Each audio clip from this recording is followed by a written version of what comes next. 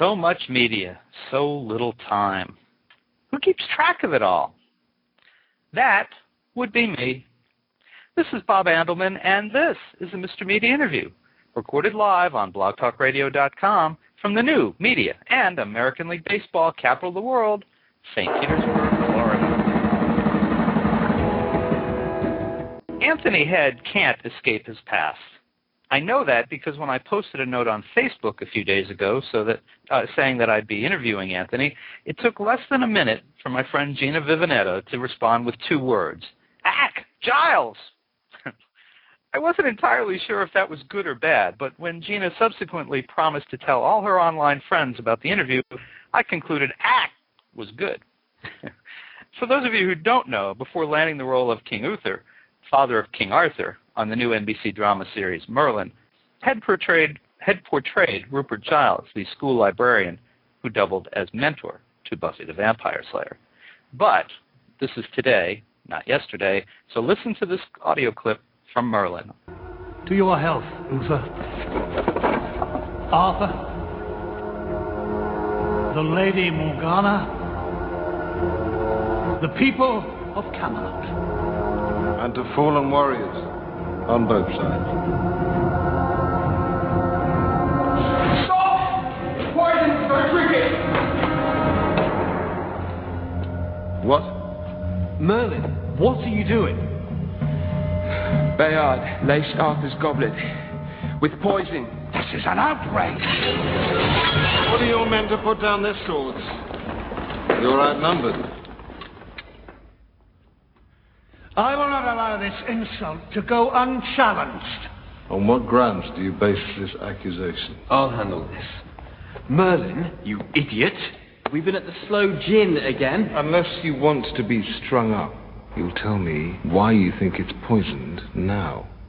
He was seen lacing. By whom? I can't say.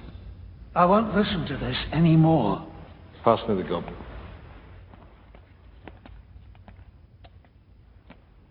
If you're telling the truth... I am. Then you have nothing to fear, do you?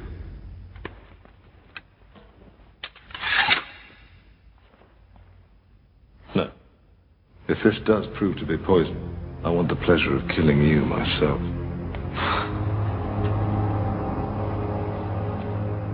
He'll drink it. But if it is poisoned, he'll die. Then we'll know he was telling the truth. And what if he lives? Then you have my apologies, and you can do with him as you will. Uther, please, he's just a boy. He doesn't know what he's saying. And you should have schooled him better. Merlin, apologize. This is a mistake. I'll drink it. No. It's all right.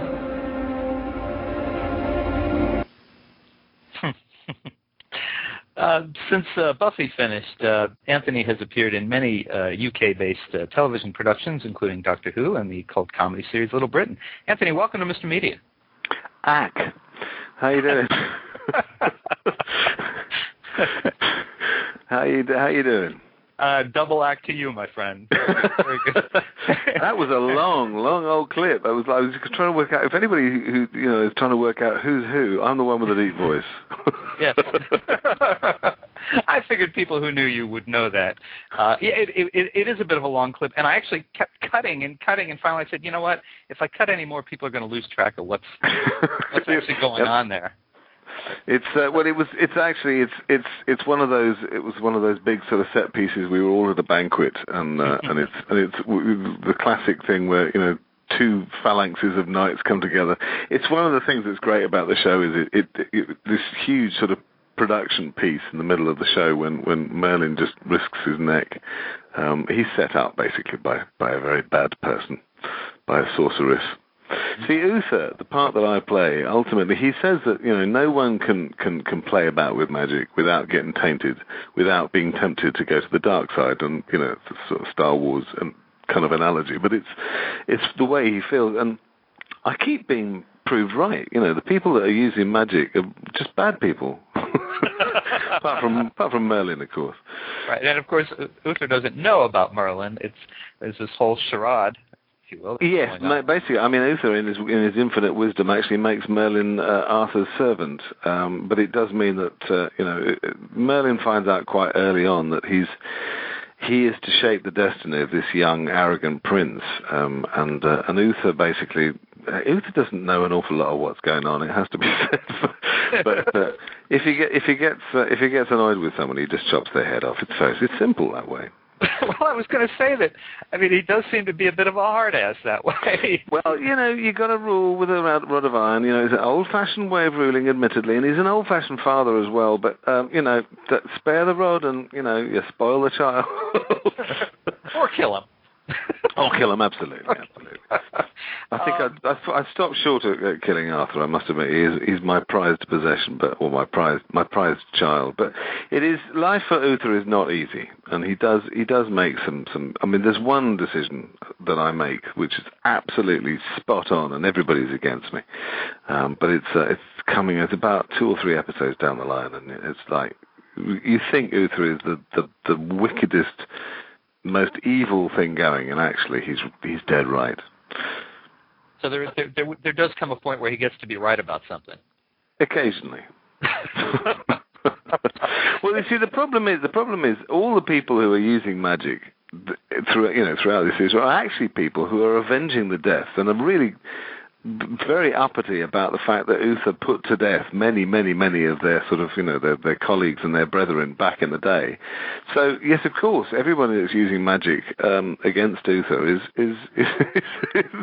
is kind of going to the dark side, because the dark side is anything that Uther isn't.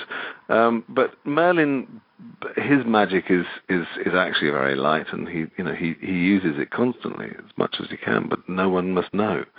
And it gives the show a nice kind of an undercurrent of subversion, and it makes this bizarrely, magic is outlawed, which is not the normal take on things. Mm. Now you're working with a very young group of actors. Probably this is maybe their first or second job, and obviously you come to this with a great deal of experience, and you're playing this big, heavy. How did the young people on the set respond to you when you first started shooting, and how have they adjusted since then? Very sweet. I mean, at the first read through, a couple of people introduced themselves as big Buffy fans, and the fact that they were they were a little in awe. That didn't last very long, trust me. But they are. I mean, yes, they are. Sort of. It is early in their careers, but they are all actually. I mean, they've taken to it like ducks to water. It's a remarkable piece of casting, it has to be said, that they all fill their roles absolutely to the maximum, and I mean, right from the top. I mean, Colin Morgan is a wonderful young actor. He'd actually done a couple of extremely well received pieces of theatre and a couple of TV guestings before he did this, but he's an extraordinary talent. And Bradley James, again, really interesting as Arthur. Katie McGrath, beautiful and very, very talented. Angel Colby, again, beautiful and very talented. They've got, they've got a sort of a class about them that has, they've, as I say, the roles kind of just happened pretty much straight off. There wasn't, that sort of long, intense period of kind of getting to grips with it. We were straight in at the deep end, and they were, they rose to the challenge admirably. And as far as me on the set is concerned, I mean, you wouldn't really think I'm not really Giles, and I'm not really Uther. I'm a pudding, really. Anthony, before we run out of time, and we will very quickly, I have to ask you for Gina. What do you think of the talk about the Buffy reboot, and any interest in going back if that opportunity arose? I love the idea of a Buffy movie. I think it's about time. I'm not sure about the idea of it being done without Joss Whedon. In fact, I'm absolutely clear that it shouldn't be done without Joss Whedon. It's Joss's baby. And everything that was right about the show, and for me didn't really work in the original movie, was everything that was right was Joss. And because he was young, he didn't have much of a voice in the original movie, and it's an odd one. It's just a very strange thing that anybody would think of doing it without him. If he was involved, I would leap at the chance of doing something with him again. He's a remarkable man, and a very, very lovely man as well. So I'm very fortunate to have worked with some very, very good people. They make me look good.